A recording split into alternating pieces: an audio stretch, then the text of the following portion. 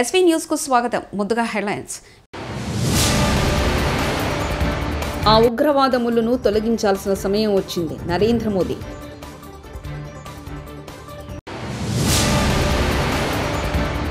Telugu Desam party చరిత్ర చింపేస్తే చిరిగేది కాదు. CM Chandrababu.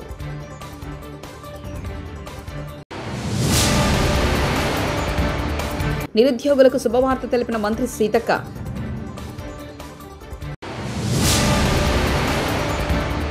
కార్యకర్తలే నాకు స్ఫూర్తి. మంత్రి లోకేష్.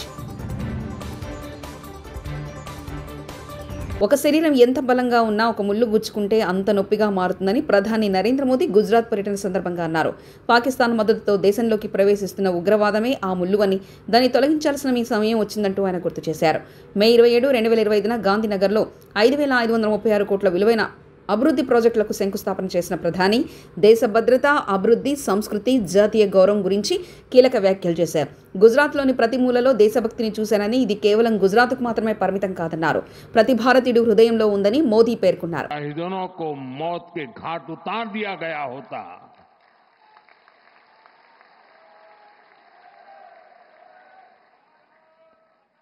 और सरदार पटेल की इच्छा थी कि पीओके वापस नहीं आता है तब तक सेना रुकनी नहीं चाहिए, लेकिन सरदार साहब की बात मानी नहीं गई और ये मुजाहिदीन जो लहू चख गए थे, वो सिलसिला 75 साल से चला है. पहलगाम में भी उसी का विकृत रूप था. 75 साल तक हम जेलते रहे और पाकिस्तान के साथ जब युद्ध का नौबत आई, तीनों बार भारत की सैन्य शक्ति ने పాకిస్తాన్ కడప శివారు చెర్లోపల్లిలో తెలుగుదేశం పార్టీ మహాపండగ మహానాడు అంగరంగ వైభవంగా ప్రారంభమైంది. తెలుగుదేశం పార్టీ కార్యకర్తలు, నేతలు, ప్రతినిధులు భారీగా హాజరయ్యారు. దేవుని గడపలో జరుగుతున్న ఈ మహానాడు చరిత్ర సృష్టించబోతుందని తెలుగుదేశం పార్టీ అధినేత ఏపీ ముఖ్యమంత్రి చంద్రబాబు నాయుడు అన్నారు. ఈ మహానాడు దశ దిశ నిర్దేశిస్తుందంటూ తెలిపారు. సంక్షోభాలు పార్టీ ఎదుర్కొన్నాం. అయితే పార్టీ పని అయిపోయిందని మాట్లాడిన వాళ్ళు వాళ్ళ పని అయిపోయింది తప్ప పార్టీ మాత్రం ఎప్పుడు ఎక్కడ తిరిగి చూడలేదు. తెలుగుదేశం జెండా రెపరెపలాడుతూనే ఉంటుంది.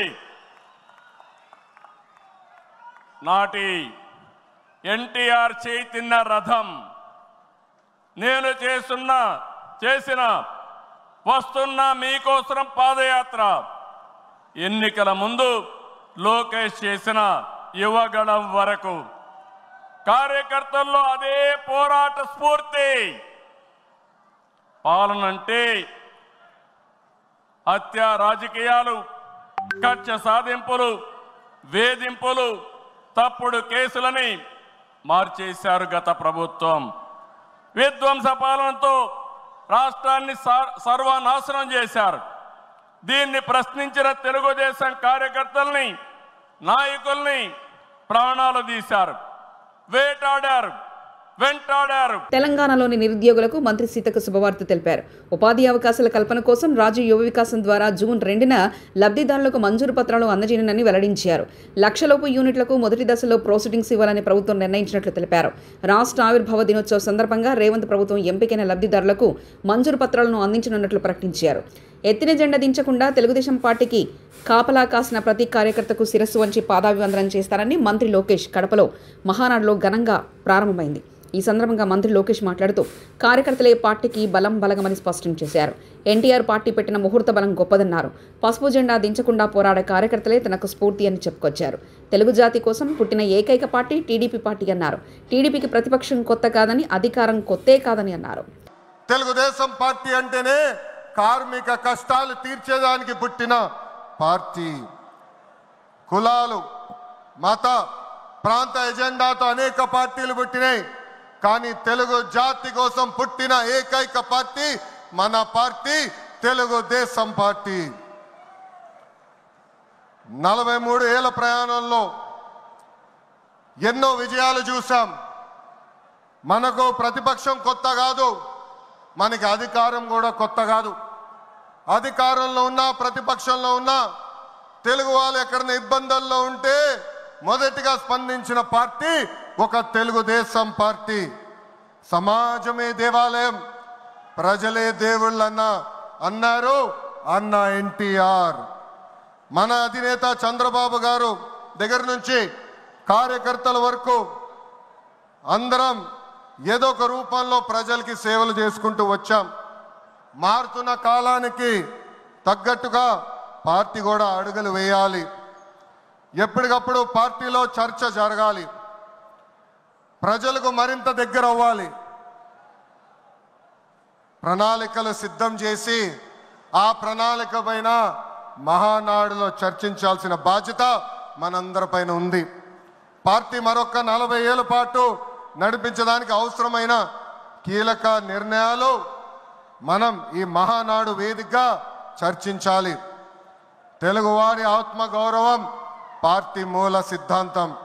దీంతో పాటు మారుతున్న ప్రజల అవసరాలు తగ్గట్టుగా పార్టీలో కీలకమైన విధానం తీసుకుని రావాల్సిన అవసరం చాలా చాలా ఉంది. కాలం మారుతున్నాయి, ప్రజల అవసరాలు మారుతున్నాయి, వాళ్ళ ఆలోచనల విధంగా మనం నడవాల్సిన అవసరం ఉంది. అన్న ఎన్టీఆర్ హయాంలో ఆత్మ గౌరవం అనే నినాదంతో నియంతృత్వాన్ని మనందరం తరిమికొట్టాం. మన చంద్రన్న హయాంలో ఆత్మవిశ్వాసంతో తెలుగు ప్రజల భవిష్యత్తుకు పునాది మనం వేశాం. ఇప్పుడు అదే స్ఫూర్తితో ప్రజలకు, పార్టీకి, కార్యకర్తలకు మంచి భవిష్యత్తు అందించాలన్న లక్ష్యంతో సరికొత్త నినాదాన్ని రూపొందిస్తున్నాము. దీనికోసం 6 శాసనాలు నేను ఈరోజు మీ ముందు ప్రతిపాదిస్తున్నా. నా తెలుగు కుటుంబంలో భాగంగా ఈ 6 శాసనాలు ఉంటాయి. మొదటిది తెలుగు జాతి విశ్వఖ్యాతి, 2 యువగలం, 3 స్త్రీ శక్తి, 4 పేదల సేవల్లో సోషల్ రీఇంజనీరింగ్, 5 అన్నదాతకు అండగా, 6 కార్యకర్తలే అది. తిరుమల శ్రీవారిని సినీ నిర్మాత దిల్ రాజు దంపతులు దర్శించుకున్నారు. ఉదయం వీఐపీ ప్రారంభ విరామ దర్శన సమయంలో వారు స్వామివారి సేవలో పాల్గొన్నారు. తొలుత తిరుమల తిరుపతి దేవస్థాన అధికారులు వారికి స్వాగతం పలికి దర్శన ఏర్పాట్లు చేశారు.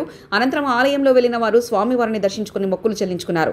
మరోవైపు ఎమ్మెల్యే చింతమనేని ప్రభాకర్ కూడా శ్రీవారి సేవలో పాల్గొన్నారు. అధికారులు దర్శనానంతరం అధికారులు వారికి స్వామివారి తీర్థ ప్రసాదాలను అందజేశారు. సో ఈరోజు తిరుమల స్వామివారిని దర్శనం చేసుకోవడానికి రావడం జరిగింది. సో టీటీడీ వాళ్ళు చాలా బాగా దర్శనాలు బాగా అరేంజ్ చేశారు. సో బ్రేక్ దర్శనం అలాట్ చేసి బ్రేక్ దర్శనం చేయించారు. అలాగే ప్రసాదాలన్నీ కూడా సో చాలా రుచికరంగా చాలా బాగుంటున్నాయి. సో టీటీడీ వారికి, బోర్డు మెంబర్స్ కానీ, ఈఓ, జేఈఓ గారికి అందరికీ ధన్యవాదాలు. సర్వేజన సుఖ్నోభవంతు. నైరుతి రుతుపవనాల ప్రభావంతో ముంబైలో కుండపోత వర్షం కురిసింది. ఆదివారం రాత్రి నుంచి ఎడతెరిపి లేకుండా కురుస్తున్న వర్షాలతో ఆర్థిక రాజధాని స్తంభించిపోయింది. లోతట్టు ప్రాంతాలన్నీ జలమయమయ్యాయి. రహదారులపై భారీగా వరద నీరు చేరడం ద్వారా ప్రయాణికులు ఇబ్బందులు పడ్డారు. ఈ నేపథ్యంలో రోడ్లపై నిలిచిన వరద నీటిని సిబ్బంది మోటార్ల సాయంతో తొలగిస్తున్నారు. ఆ దృశ్యాలు ఇప్పుడు వైరల్గా మారాయి.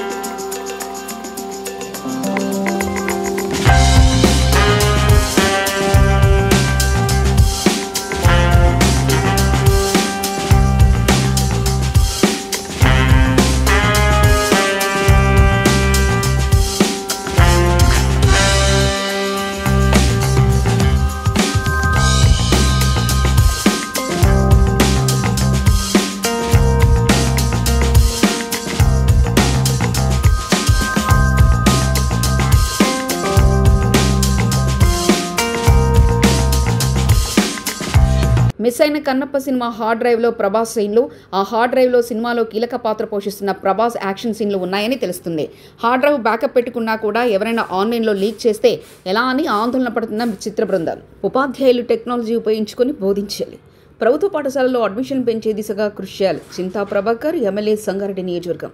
సంగారెడ్డి పోతిరెడ్డిపల్లిలో ప్రభుత్వ పాఠశాలలో ఉపాధ్యాయుల శిక్షణ కేంద్రాన్ని మంగళవారం ఎమ్మెల్యే చింతా ప్రభాకర్ గారు పరిశీలించారు. ఉపాధ్యాయులు శిక్షణ జరుగుతున్న తీరును అడిగి తెలుసుకున్నారు. ఎమ్మెల్యే చింతా ప్రభాకర్ గారి కామెంట్స్.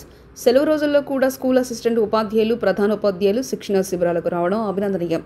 ప్రైవేట్ పాఠశాలలకు దీటుగా పోతిరెడ్డిపల్లి ప్రభుత్వ పాఠశాల ఉంది. విద్యాబోధన ఫలితాలు అద్భుతం. కాబట్టి సమగ్రంగా ఈ 5 days కార్యక్రమంలో మీరంతా కూడా నేర్చుకోవడం జరుగుతుంది. కాబట్టి అంతేకాకుండా మనం ఏ విధంగా పరిపాలన కార్యక్రమంలో మరి చురుగ్గా ఈ సెలవు దినాల్లో కూడా మరి మీరు ఈ ఓరియంటేషన్, ఈ ట్రైనింగ్ ప్రోగ్రాంకి మరి హాజరై రాబోయే తరాలకి గుర్తుండేటట్టుగా విద్యా బోధన ఏ రకంగా చేయాలి అనే దానికి ఈరోజు స్టేట్ నుంచి వచ్చినటువంటి ఏఓ గారు, అలాగే ఇంకా మిగతా సిబ్బంది వారికి ఆ విద్యా విధానంలో మరి ఏ ఒక్కరు నష్టపోకుండా తల్లిదండ్రుల ఆశయాలకు అనుగుణంగా ఉన్నతంగా తీర్చిదిద్దే బాధ్యత మన మీదే ఉంటుంది.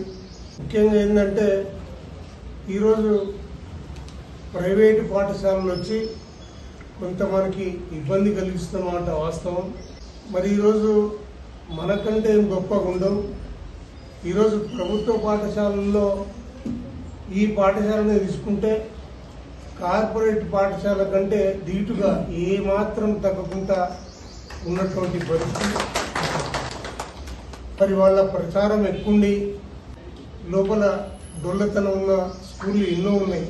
మరి అట్లా కాకుండా ఈ స్కూల్ ప్రత్యేకంగా ఈ స్కూల్ని ఆదర్శంగా తీసుకునే స్థాయిలో ఉంది.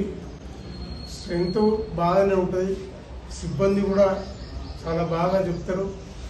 మరి అన్ని పాఠశాలలు కూడా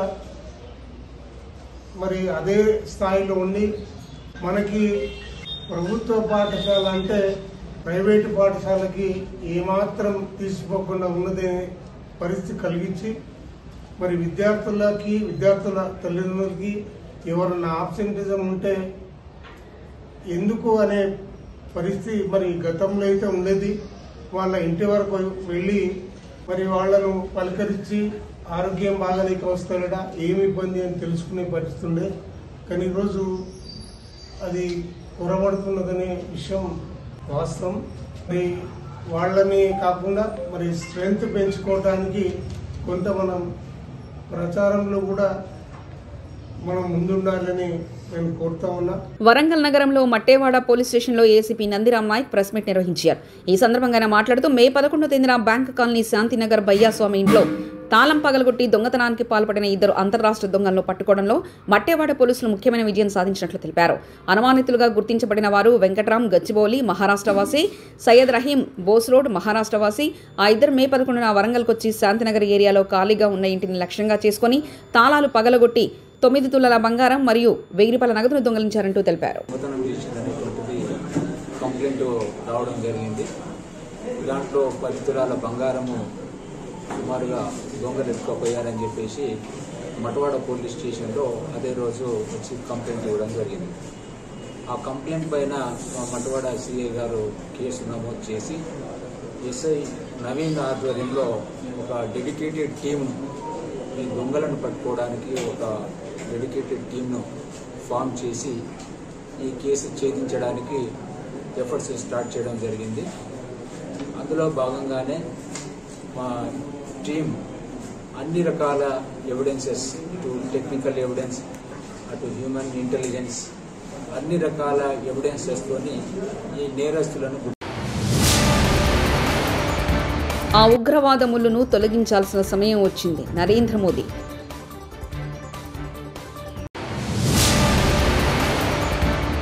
తెలుగుదేశం పార్టీ చరిత్ర చింపేస్తే చిరిగేది కాదు. సీఎం చంద్రబాబు.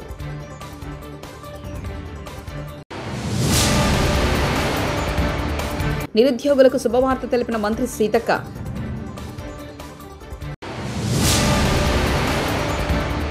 కార్యకర్తలే నాకు స్ఫూర్తి, మంత్రి లోకేష్. ఇవి బులెటిన్ విశేషాలు. చూస్తూనే ఉండండి ఎస్వీ న్యూస్.